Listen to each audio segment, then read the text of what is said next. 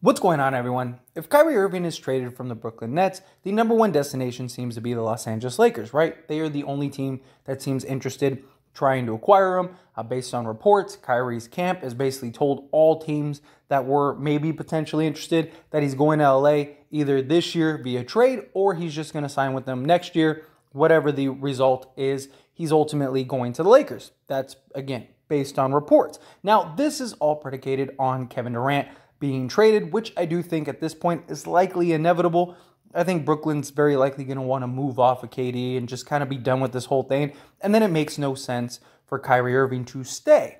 And there was a report that has came out about another suitor that may have potentially entered the conversation for Kyrie Irving, and that is the Miami Heat. And I've seen this starting to take off like wildfire, that Miami has reemerged as a potential suitor, but not quite. So the original report came from an anonymous source, Eastern Conference executive, that said to Thomas Dario of the Heavy.com. Now, he doesn't say that Miami wants to trade for Kyrie. The last we heard about a potential report is that, one, Brooklyn wasn't interested in anything Miami had in exchange for Kyrie Irving, and also Miami isn't interested in Kyrie Irving. And so, as far as we know, that is still the case. But based on this report, what it says is that Brooklyn could revisit this scenario if and when they are able to find a trade destination for Kyrie Irving. The Los Angeles Lakers still remain to be the favorites to land Kyrie Irving, but the Miami Heat have also been identified as a potential landing spot, again, via Thomas Dario. And what was said is, if they're resigned to losing KD, I don't see why they would keep Kyrie in place too, the exec said. You really have to get younger. They would have to look around and maybe revisit the Lakers stuff. The Heat too. But the Lakers had a framework on a deal, which is something I reported a while back ago, that, hey, Lakers and the Nets have figured out a trade, at least the show of a trade, the framework of a trade, and it's very likely to get done. But obviously that hasn't happened yet. That framework is still in place. Both teams know what the scenario is because there's only so many options the Lakers have in a trade for Kyrie Irving, right? That's why the Nets aren't in a rush, because they know what the Lakers can offer, what the Lakers are willing to offer, all of those things. Now, when it comes to Kyrie going to the Heat, I just personally don't see it. Again, this was a report that I've seen other people kind of take and run and say, oh yeah, Miami's re-entering the conversation. Again, that's not what this is. I read directly from the original report. It was a Eastern Conference exec that was saying Miami should revisit it, that these teams should, re-engage in a conversation potentially for Kyrie Irving. Now, obviously, Bam Adebayo and Jimmy Butler could really use that scoring option. I mean, Jimmy Butler single-handedly almost took this team to the NBA Finals, but it took him scoring like 40 a game for that to happen. And Jimmy Butler isn't a natural scorer. He's just so determined, so strong, so skilled, so willed that he's able to just kind of get and manufacture buckets. But he's not a fluid scorer like a Kyrie Irving or a Kevin Durant. That's why you see Miami wanting a guy like KD, that guy that can just get easy buckets and makes things easier for everybody. And Jimmy Butler really could use a scoring option. Miami in general could just use a go-to scoring option. They have Tyler Hero, but you still a lot of questions with him, and especially on the defensive end. He's putting up 21 a game or whatever, but if he's given up 30, that doesn't really help, right? Even Pat Riley submitted a challenge to him to sort of elevate his defense, and if he wants to be a starter, he needs to become a two-way player. Outside of him, they don't really have any natural scorers. I mean, Duncan Robinson, he was hot during the bubble, and since then has kind of regressed. I mean, he completely fell out of the rotation at one point. Strus can get hot. Vincent, we've seen him have some moments, but they don't have anybody that is that consistent, bona fide, go-to scorer. That guy that night in and night out can get you 25 a night, and you don't have to worry about it. And Miami really needs that. That's why they want somebody like a Donovan Mitchell or a Kevin Durant. Kyrie Irving could be that player for them. Problem is that, one, you have the fear of him leaving. If he really does want to go to the Lakers, are you really going to trade for Kyrie and then he leaves you? Two, does Jimmy Butler get along with Kyrie? Because Jimmy Butler is not that kind of guy. He's not going to be okay with having Kyrie Irving just kind of be available when he feels like it, or, missing games or playing, 60 games or whatever. He's not going to be okay with that. And that's going to be a big problem, right? Jimmy Butler has a certain demand from his teammates, from his players. Same thing with Pat Riley. Pat Riley's not a guy that's going to deal with Kyrie Irving's antics and stuff like that. It could just be a total disaster. And is one of the reasons why when Miami was first thought of a potential suitor for Kyrie, report came out that Miami doesn't want anything to do with Kyrie Irving. They want to stay as far away from Kyrie Irving as possible because of guys like Jimmy Butler and, Udonis Haslem and Pat Riley. Like, they're not going to play for Kyrie. Like, they're not going to let him do what he wants to do. They just don't play that. They have a very specific culture with very specific type of players. That's why Jimmy Butler hasn't been successful at any other place but Miami. Miami is a perfect fit for just his mentality, the way he likes to play, all of that. Miami is the perfect destination for Jimmy Butler, and they want guys similar to that. But they'd like that go-to scorer. And Kyrie, as much as he is that go-to scorer, he's a guy that I just don't see fitting with Miami and being nothing but a total disaster for that team. But the trade would look like, based on the reports that people are throwing out there, because it's the only one that kind of really makes sense, would be Tyler Hero, Duncan Robinson, Kyle Lowry, and likely a first or 2 firsts, something along those lines, to just acquire Kyrie Irving. One, why would Miami give up all of that to potentially lose Kyrie Irving and maybe have him for a year and deal with that nightmare that could potentially come to be? I mean, the only reason the Lakers want Kyrie Irving is because of LeBron James. The thought is he wants to come to LA, so hopefully he's in a place where he wants to be. He has LeBron James to kind of keep him in line and get the most out of him, get the best out of him. So hopefully he's there. He's a Kobe fanatic, loved Kobe Bryant, so, he'd have that respect factor, all of that. So it makes sense there, but what is that for Miami? So are you really willing to move off of Tyler Hero? Are you really willing to move off of multiple first-round picks when you're better off just waiting and seeing what develops?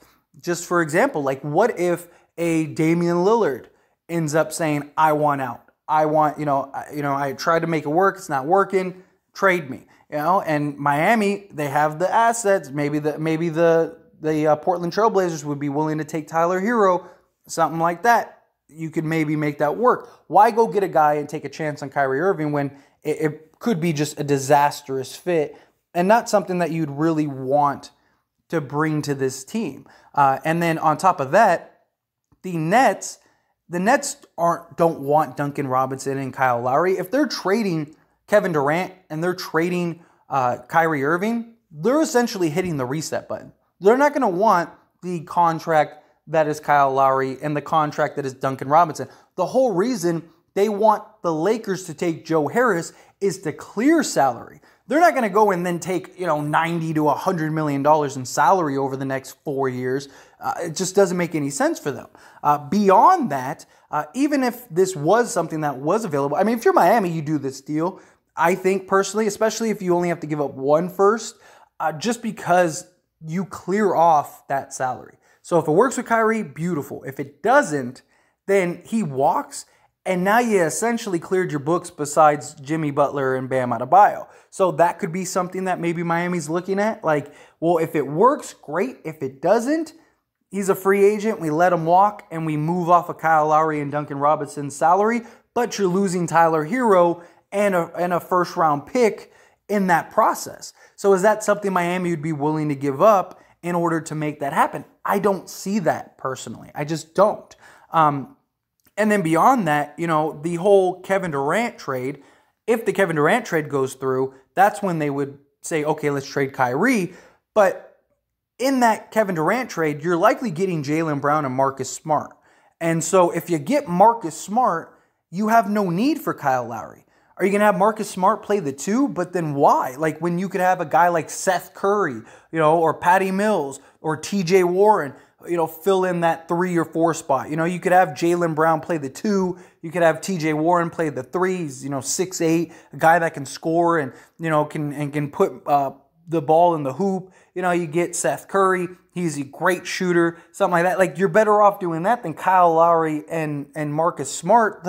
They're similar players in a lot of ways. That, you know, big sort of, you know, low to the ground bodies that can basically just kind of run the offense. You're not going to get anything too crazy for them. If they do put up like 18 that night, you're probably winning. But in reality, they're just kind of the defensive anchors.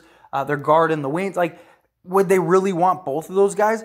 And then Duncan Robinson, if you have Joe Harris that is basically on a better contract and a better overall player. Like, do you really want all those years of Duncan Robinson? It just doesn't make sense, especially if they do the Celtics trade. Now, if they did a trade like with Philly, you know, and maybe they get like Maxey or something like that, which I don't think Philly has enough to go get Kevin Durant, but let's say they did do something like that. Let's say they are able to work it out. Then maybe, you know, maybe you want Kyle Lowry at the 1, Maxey at the 2, and then, you know, maybe TJ Warren at the 3, and that's kind of your thinking, your logic. But even then, okay, let's say they were willing to do this, and they were willing to do Marcus Smart and Kyle Lowry. So then what do you do with Ben Simmons? Like, Ben Simmons plays the 4, but, you know, yeah, you could have him play the 4 on defense, but on offense, you probably have him be the point guard. That's why I think Marcus Smart makes a lot of sense, because Marcus Smart can play the 2 spot if you need be. Or he can be, you know, on paper, the point guard, but Simmons maybe is handling the ball duties. Or Marcus Smart is just that other player that's bringing the ball up. I just don't see Miami making this deal for the risk, and I don't see the Nets doing this deal. And this is kind of the only way that you can make it work. And it's like, why would the Nets want to take on 2 older players on bad contracts? Yes, you're getting Tyler Hero, but they can't tank. You know, and it's like they're not getting a ton of assets. Miami's draft picks aren't going to be worth anything. I mean, they were just in the Eastern Conference Finals, and with Kyrie, you can make an argument they're in the NBA Finals. So you're not getting a quality pick in those deals. It doesn't make sense for the Nets, and it doesn't make sense for Pat Riley and the Miami Heat, because the fit probably going to be terrible, and he's probably not going to stay. You know, is he going to be okay with Jimmy Butler like down his throat and having arguments, and Udonis Haslem in his face, you know, cursing him out, and then Pat Riley on his, like, he didn't work when he had an owner and a coach that basically let him do whatever he wanted. You think I mean, Pat Riley didn't even let LeBron do whatever he wanted. You think he's going to let Kyrie do that? I see this being a total disaster. So I just think at the end of the day, Kyrie is going to the Lakers. I think the Lakers are the only destination that makes sense if he is traded. I just think that that's ultimately the goal. But again, as always, I pass the question on to you. Let me know your thoughts and opinions down in the comment section below. What do you think? Do you agree with me? Yeah, this makes no sense. Not going to happen. Miami's not going to take on Kyrie. And even if Miami would be willing to take on Kyrie, the Nets, it makes no sense to take on Kyle Lowry and Duncan Robinson. I mean, Tyler Hero makes a lot of sense. But, you know, like, why do you want the other bad contracts? You know, and the salaries won't match for Hero and Kyrie Irving, so you're kind of stuck. Like, you'd have to take on one of those bad contracts, and it just doesn't make sense if you're the Nets to take on one of those deals. Now, if they were on like a year or expiring, or, you know, maybe even a 2-year deal, maybe that would be more reasonable. But you're talking like 4 years of that. It just, the whole point of moving Joe Harris to the Lakers is because they want to clear salary, because if Kyrie just walks, they have no salary space to go sign somebody else. But if they move Joe Harris, they would have like $18 to $20 million in salary cap to go get a replacement for Kyrie Irving. And if you have a Jaylen Brown, Marcus Smart, Ben Simmons, you know, now you have a salary to go get maybe that 4th guy. Maybe you go sign Miles Turner in the offseason or something like that. I just think however you shake it, Miami they don't have a lot of great tradable assets outside of Tyler Hero. And it doesn't make sense if you're the Nets. But that's my opinion. Again, love to hear yours, however you feel about it, down in the comment section below. One last little shameless plug is I did start As It Stands Lakers. It is a channel just like this. dedicated to only the Lakers, because the Lakers are my favorite team. And on this channel, as it stands, I talk about all teams, all sports, stuff like that. We have football season coming up, so I'm definitely looking forward to that as well. And I just wanted to make a dedicated channel to the Lakers to give the ins and outs. Now, all the big stuff, all the big news and stuff, I will still post here on this channel. But if you want all the ins and outs and just rumors and theories and just discussions just strictly on the Lakers, link down in the description or in the comment section. Go check out the channel, subscribe to the channel. I'd really appreciate it.